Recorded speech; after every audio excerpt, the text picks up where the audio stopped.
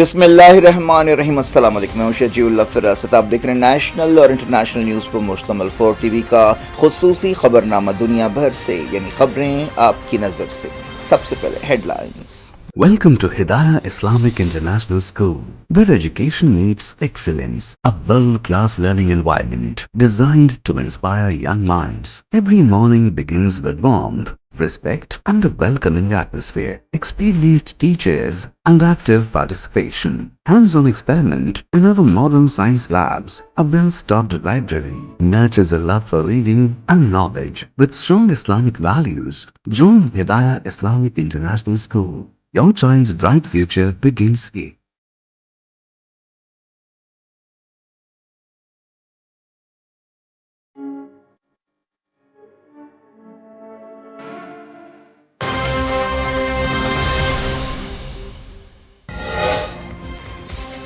Deal پسند نہ آئی تو ایران پر حملے پھر شروع کر دیں گے۔ ڈونلڈ ٹرمپ نے دی دھمکی، کہا سمجھوتا فائنل نہیں ہے۔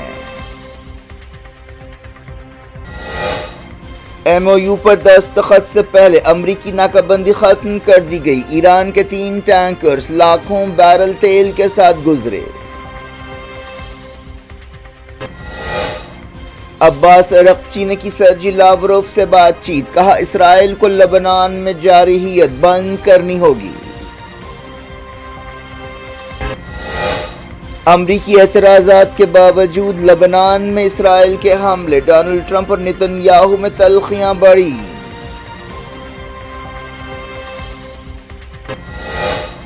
اسرائیل نے مغربی کنارے میں مسجد ابراہیمی کا کنٹرول حاصل کر لیا۔ او آئی سی نے انٹرنیشنل کمیونٹی سے کہا حفاظت کی جائے۔ G7 سمٹ کے بعد ڈکلیریشن جاری، عالمی استحکام اور سیکیورٹی تعاون پر مل کر کام کرنے کا وعدہ۔ G7 سمٹ کے موقع پر مودی ٹرمپ ملاقات، مڈل ایسٹ کی صورتحال اور ٹریڈ ڈیل پر بات چیت۔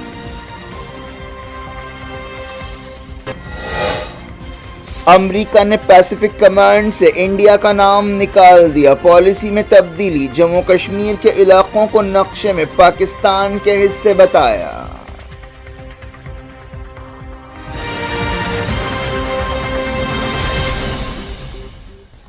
ہیڈ لائنز آپ نے دیکھی، خبروں کی تفصیل کی طرف آپ کو لیے چلتے ہیں۔ امریکہ اور ایران کے درمیان جنگ ختم کرنے کے لیے سمجھوتے پر دستخط سے صرف 2 دن پہلے صدر ڈونلڈ ٹرمپ نے کہا ہے کہ اگر وہ ڈیل کے مسودے کو پسند نہیں کریں گے تو امریکہ پھر سے اسلامی جمہوریہ ایران پر حملے شروع کر دے گا۔ ایجپٹ کے صدر عبدالفتاح السیسی کے ساتھ G7 سمٹ کے موقع پر میڈیا سے بات چیت کرتے ہوئے ٹرمپ نے کہا کہ ایران اور امریکہ کے درمیان سمجھوتا قطعی نہیں ہے۔ ٹرمپ نے کہا کہ یہ میمورینڈم آف انڈرسٹینڈنگ ہے، اگر یہ مجھے پسند نہ آیا تو ہم ان کے سروں پر بم برسانا اور گولیاں چلانا شروع کر دیں گے۔ انہوں نے کہا کہ اگر مجھے پسند نہ آئے یا اگر ان کا رویہ ٹھیک نہ رہے تو ہم مڈل ایسٹ میں ان کے سروں پر بم گرائیں گے۔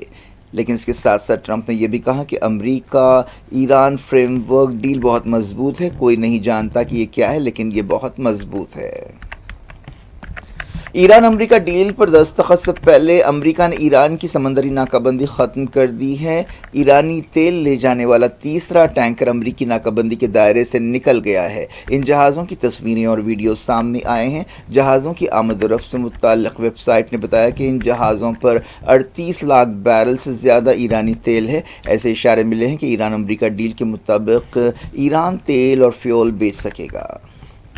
ایران اور امریکہ کے درمیان میمورینڈم آف انڈرسٹینڈنگ پر جمعرات کو جنیوا میں دستخط ہونے والے ہیں۔ اس تقریب میں امریکہ کی طرف سے ڈونلڈ ٹرمپ کے نمائندے اسٹیو وٹکاف اور داماد جیرڈ کشنر اور ایران کی طرف سے وزیر خارجہ عباس عراقچی اور ایرانی پارلیمنٹ کے اسپیکر باقر قلیباف حصہ لینے والے ہیں۔ ایسی خبریں ہیں کہ ایران اور امریکہ کے درمیان 14 پوائنٹس کے سمجھوتے پر دستخط کیے جائیں گے۔ اس کے مطابق آبنائے ہرمز کھولی جائے گی، ایران کو مالی راحت دی جائے گی اور تہران یہ وعدہ کرے گا کہ وہ نیوکلیئر ہتھیار نہیں بنائے گا۔ سمجھوتے کے مطابق امریکہ ایران کو تیل اور پیٹرو کیمیکل پروڈکٹس بیچنے کی اجازت دے گا۔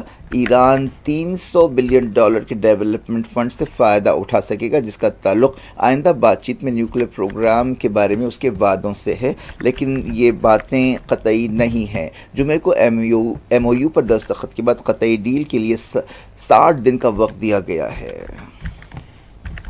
ایران کے وزیر خارجہ عباس عراقچی نے رشیا کے فارن منسٹر سرجی لاوروف سے ٹیلی فون پر بات چیت کرتے ہوئے کہا ہے کہ اسرائیل کو لبنان میں جارحیت بند کرنی چاہیے۔ ایران کی وزارت خارجہ نے بتایا کہ عباس عراقچی نے سرجی لاوروف سے ٹیلی فون پر بات چیت کی۔ اس موقع پر انہوں نے تہران اور واشنگٹن کے درمیان ایم او یو کے بارے میں خیالات کا تبادلہ کیا۔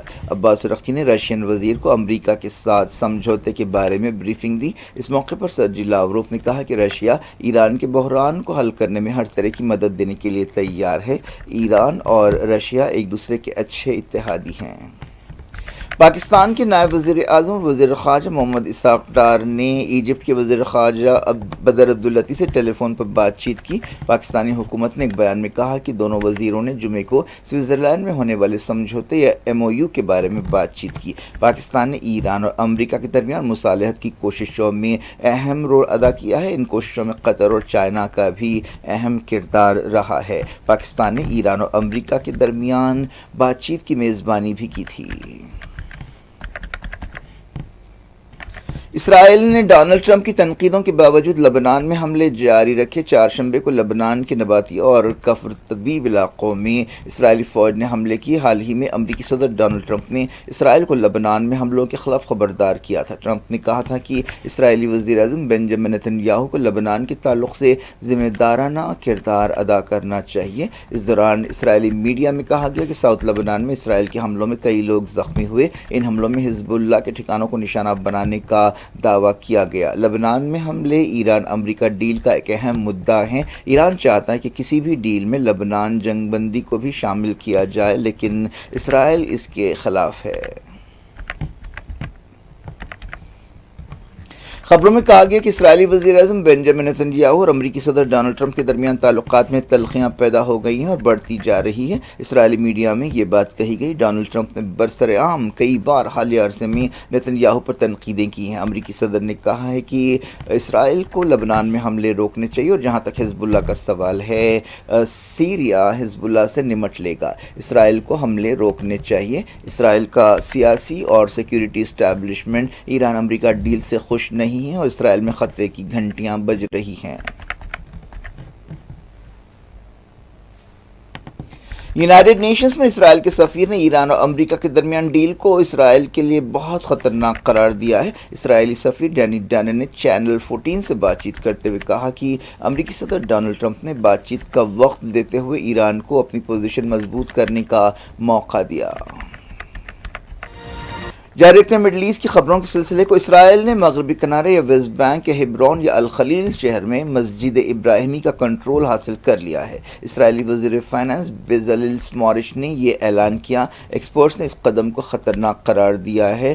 فلسطینی مغربی کنارے کو یہودی رنگ دینے کی کوششوں کے خلاف خبردار کرتے رہے ہیں۔ مسجد ابراہیمی یا یہ مذہبی مقام تینوں ابراہیمی مذاہب یعنی اسلام اور عیسائیت اور یہودی مذہب سب کے لیے مقدس ہیں۔ اس علاقے میں سمجھا جاتا ہے کہ ابراہیم علیہ السلام، اسحاق علیہ السلام اور یعقوب علیہ السلام اپنی ازواج کے ساتھ دفن ہیں۔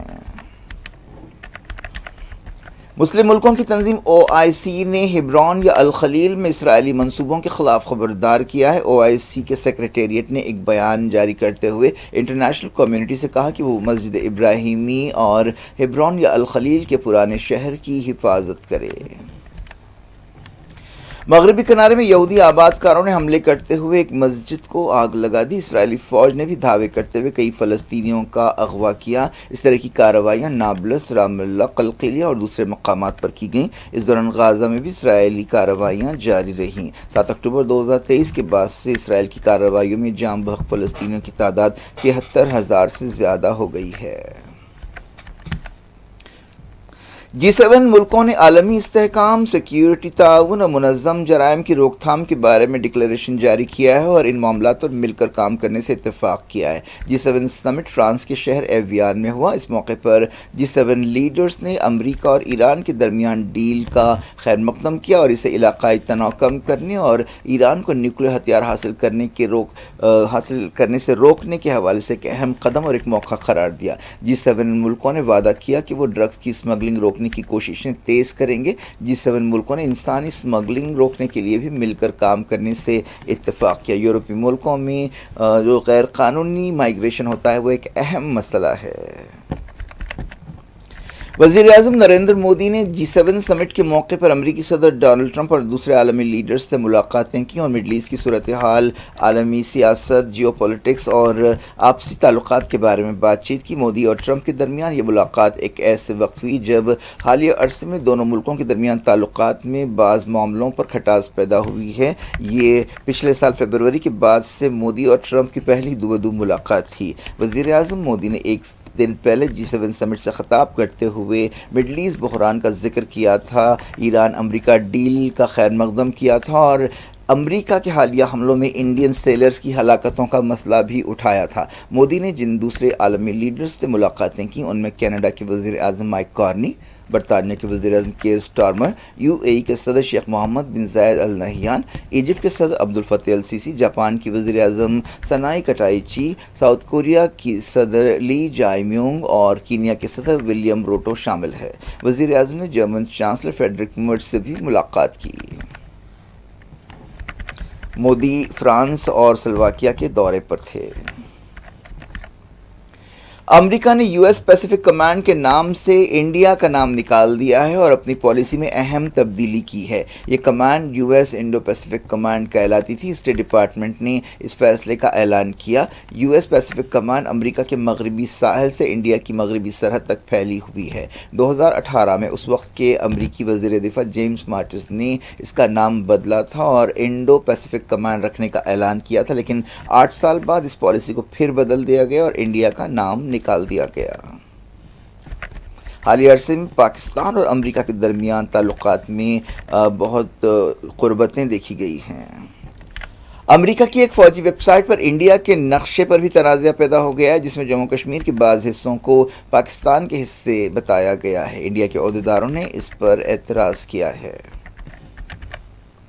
ٹیلی گرام چینل نے دہلی ہائی کورٹ میں نیٹ امتحان تک میسیجنگ سروس کو روکنے کے مرکزی حکومت کے فیصلے کو چیلنج کیا ہے۔ نیٹ ری ایگزام سے پہلے حکومت نے میسیجنگ پلیٹ فارم ٹیلی گرام کو 22 جون تک روکنے کا اعلان کیا تھا۔ یہ معاملہ جسٹس تیجس کاریا کی ویکیشن بینچ پر پیش ہوا۔ سپریم کورٹ نے نیٹ ری ایگزام کے خلاف ایک درخواست پر ہنگامی سنوائی سے انکار کر دیا ہے۔ اس درخواست میں نیٹ امتحان کو کینسل کرنے کے نیشنل ٹیسٹنگ ایجنسی NTA کے فیصلے کو چیلنج کیا گیا تھا۔ NTA نے نیٹ پیپر لیک کا مسئلہ سامنے آنے کے بعد اس امتحان کو پھر سے رکھنے کا فیصلہ کیا تھا، جس سے 22 لاکھ اسٹوڈنٹس متاثر ہوئے تھے اور ان میں سے 5-6 طالب علموں نے خودکشی بھی کی تھی۔ یہ ایک بہت بڑا مسئلہ بن گیا ہے اور کئی تنظیمیں، خاص طور پر کاکروچ جنتا پارٹی، اس مسئلے پر احتجاج کر رہی ہے اور وزیر تعلیم دھرمیندر پردھان کے استعفے کا مطالبہ کر رہی ہے۔ کیا کچھ ہو رہا ہے آپ کی دنیا میں؟ آخر میں ہیڈ لائنز دنیا بھر سے ایک بار پھر دیکھتے ہیں۔ Welcome to Hidayah Islamic International School, where education meets excellence. A world-class learning environment designed to inspire young minds. Every morning begins with warmth, respect, and a welcoming atmosphere. Experienced teachers and active participation. Hands-on experiment in our modern science labs. A well-stocked library nurtures a love for reading and knowledge. With strong Islamic values, join Hidayah Islamic International School. Your child's bright future begins here.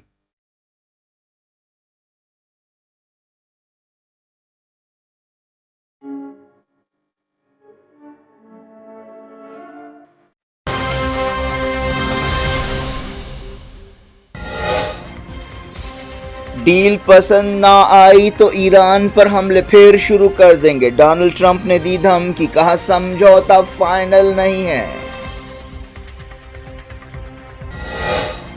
MOU پر دستخط سے پہلے امریکی ناکہ بندی ختم کر دی گئی، ایران کے 3 tankers لاکھوں بیرل تیل کے ساتھ گزرے۔ عباس عراقچی نے کی سرجی لاوروف سے بات چیت، کہا اسرائیل کو لبنان میں جارحیت بند کرنی ہوگی۔ امریکی اعتراضات کے باوجود لبنان میں اسرائیل کے حملے، ڈونلڈ ٹرمپ اور نیتن یاہو میں تلخیاں بڑھی۔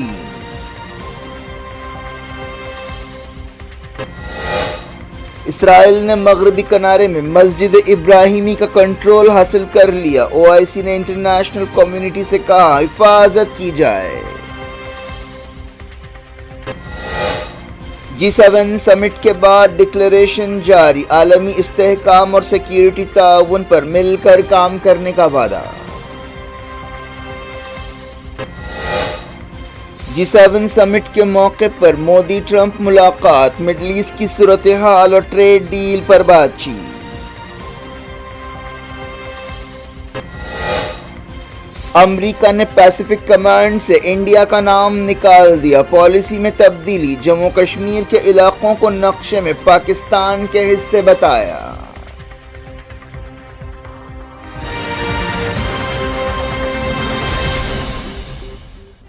یہ تھی آج کی خبریں۔ اب شجیع اللہ فراست کو دیں اجازت اور اپنا بے حد خیال رکھیں۔